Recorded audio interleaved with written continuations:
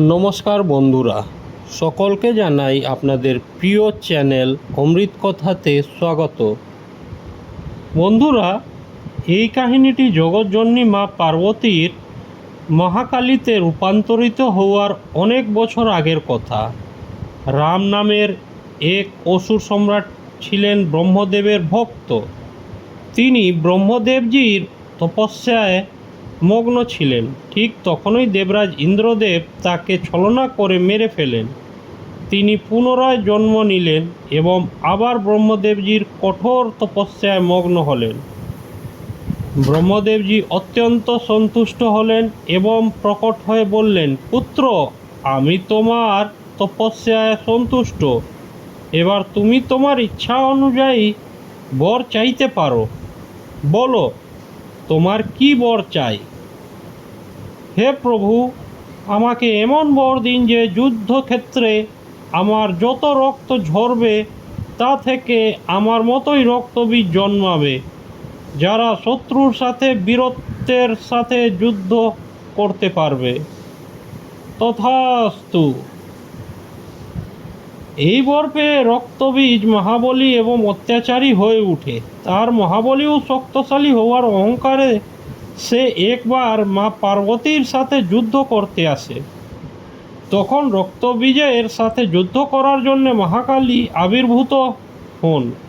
রক্তবীজ বলে, বরের কারণে কেউ আমাকে মারা তো দূরের কথা, পরাস্ত পর্যন্ত করতে পারে না।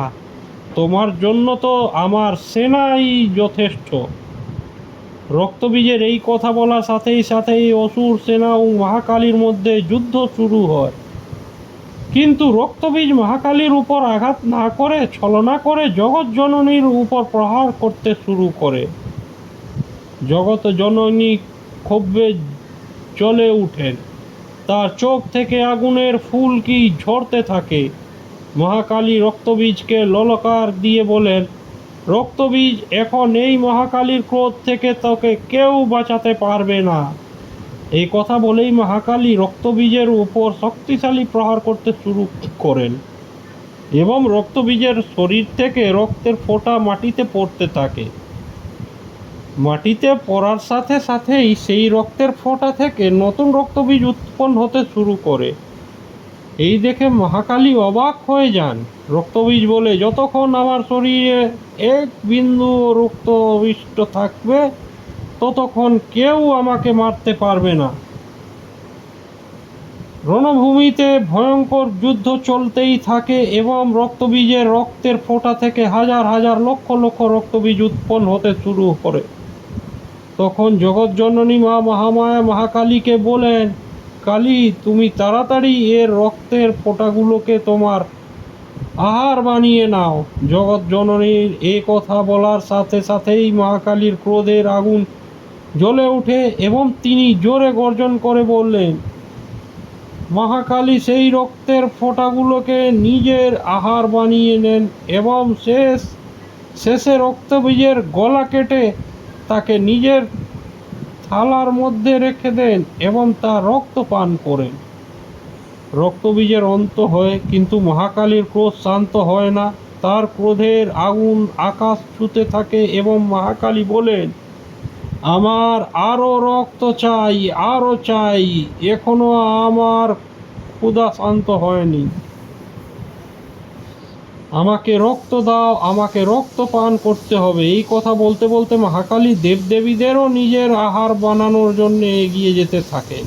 এই দেখে সকল দেবদেবী ভয় পেয়ে যান এবং হাহাকার করতে থাকেন। রক্ত পিপাসু মহাকালী তো তাদের দিকেই চলে আসছেন। বাঁচাও, বাঁচাও। মনে হয় মহাকালীর ক্রোধ সহজে শান্ত হবে না। এরপর তিনি অন্যান্য দেবগণকেও নিজের আহার বানানোর জন্য আসেন।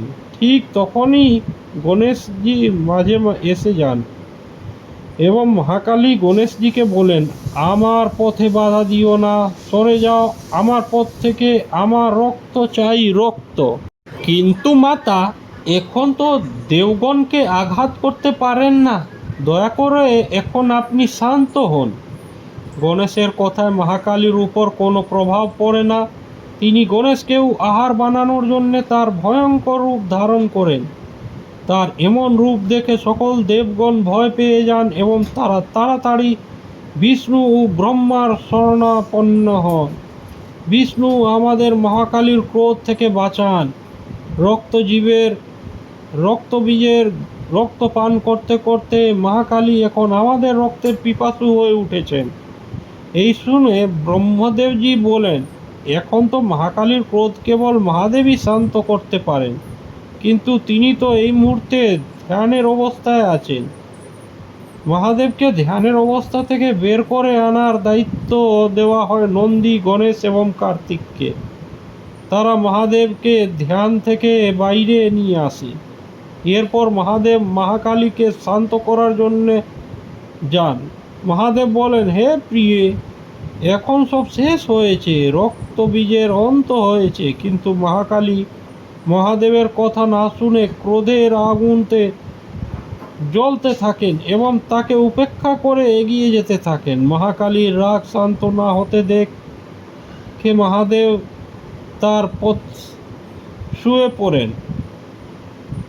আর তখনই হঠাৎ মহাকালী নিজের পা মহাদেবের বুকের উপর রেখে দিন। কিন্তু যেই তিনি নিচে তাকান, অমনি তার হৃদয় কেঁপে উঠে, তার জিভ বেরিয়ে আসে এবং তিনি বললেন, হে মহাদেব, আমাকে ক্ষমা করুন, এ তো আমার অনেক বড় ভুল হয়ে গেল। এই কথা বলার সাথে সাথেই মহাকালীর বাস্তবতার অনুভূতি হয় এবং তার ক্রোধ শান্ত হয়ে যায়। তিনি শান্ত হয়েছেন দেখে সকল দেবদেবী খুশি হয়ে যান এবং জোরে জোরে মহাকালীর জয় জয়কার করতে থাকেন। জয় মা কালী, জয় মা কালী, জয় মা জগৎজননী পার্বতীর জয়, জয় মা কালী।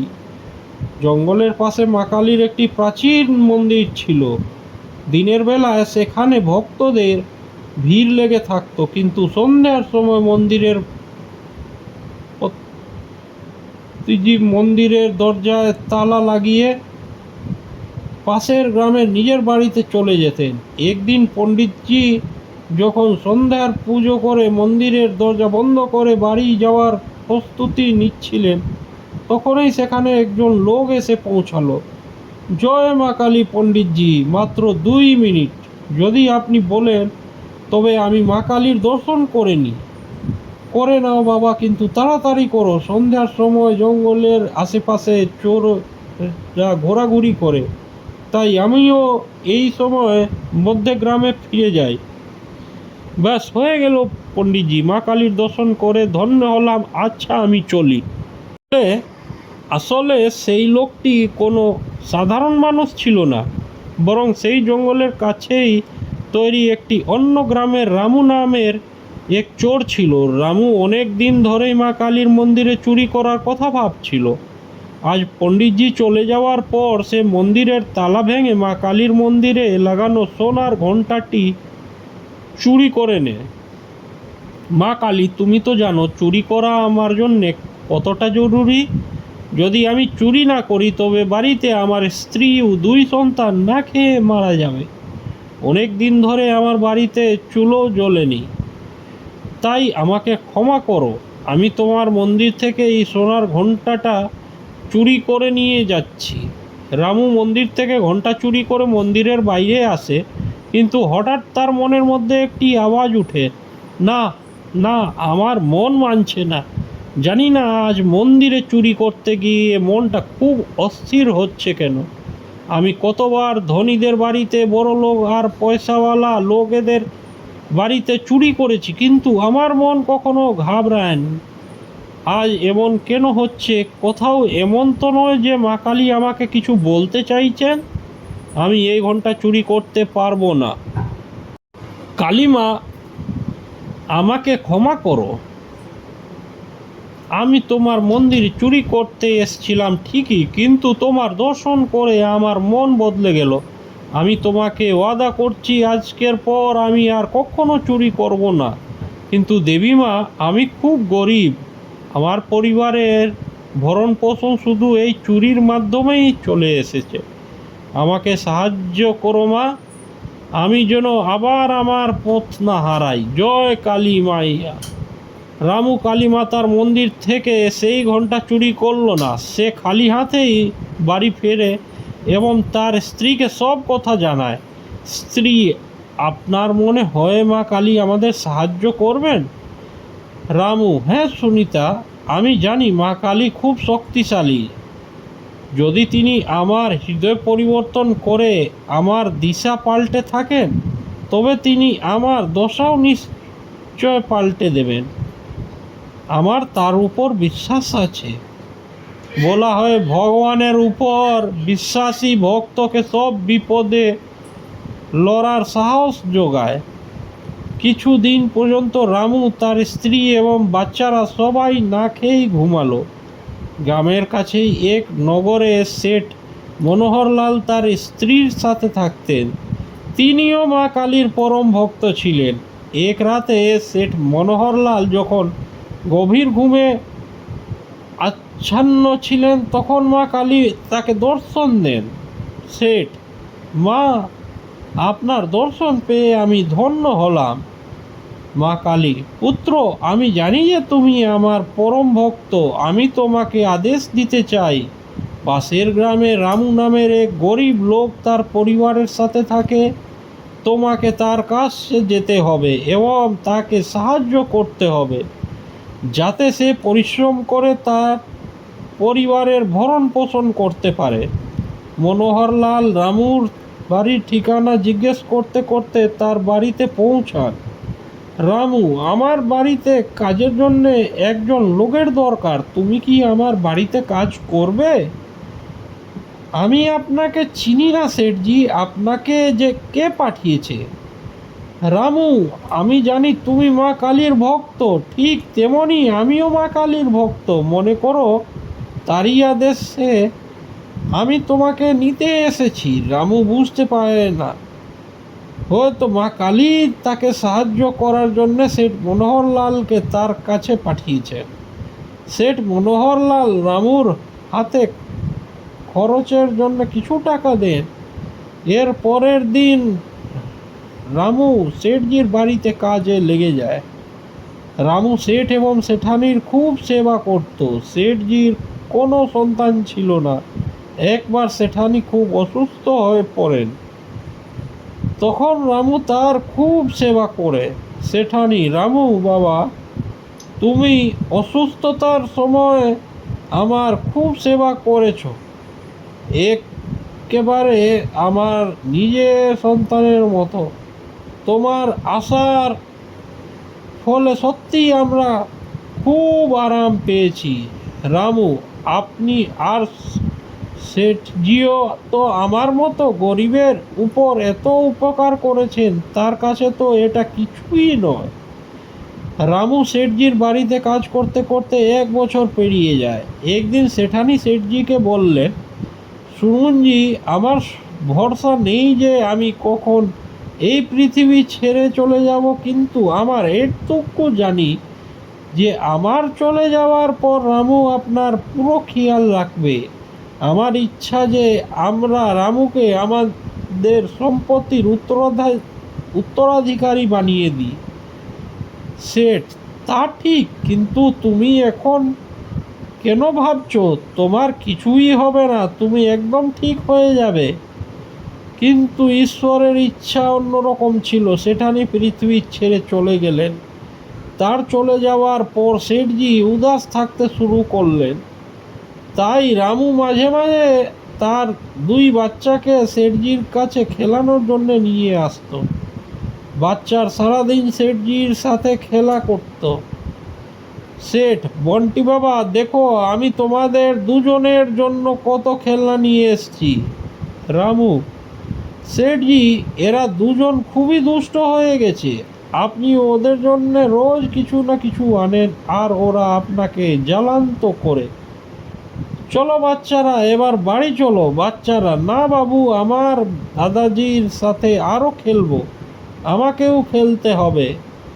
বাচ্চাদের মিষ্টি মিষ্টি আর কোমল কথা শুনে শেঠজির চোখে জলে ভরে উঠে এবং তিনি রামুকে বললেন,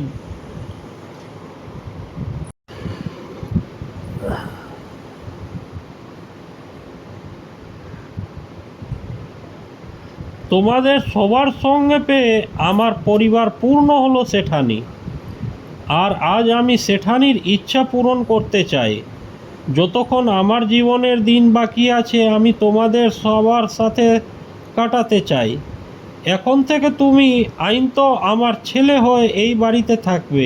আমি উকিল সাহেবকে ডেকে এনে সমস্ত সম্পত্তি তোমার নামে করে দিয়েছি বাবা। রামু: শেঠজি, আপনি এসব কি বলছেন? আমার আপনার কাছ থেকে কিছু চাই না। আপনার এত ভালোবাসা পেয়ে আমি সব পেয়ে গেছি। মা কালী আপনার সাথে আমাকে মিলিয়ে দিয়ে আমার জীবনে অনেক খুশি এনে দিয়েছেন। আমার কিছু চাই না শেঠজি। শেঠ: বাবা, আমি চাই না যে সেঠানির ইচ্ছা অপূর্ণ থেকে যায়। তুমি কি সেঠানিকে নিজের মা মনে করতে না? এখন রামু তার পরিবারের সাথে শেঠজির ছেলে হয়ে তার বাড়িতে থাকতে শুরু করলো। জীবনের শেষ সময়ে শেঠজির ছেলে, বউ এবং নাতি নাতিন সুখ দেখতে পেলেন এবং সেই পৃথিবী ছেড়ে চলে গেলেন। রামু এক ছেলের মতো শেঠজির শেষকৃত্য সম্পন্ন করলো। নিজের পরিশ্রম আর সততা দিয়ে রামু একজন চোর থেকে একজন ভালো মানুষে পরিণত হয়েছিল এবং আজ মা কালীর কৃপায় তার দিশা এবং দশা দুটোই পাল্টে গেছে।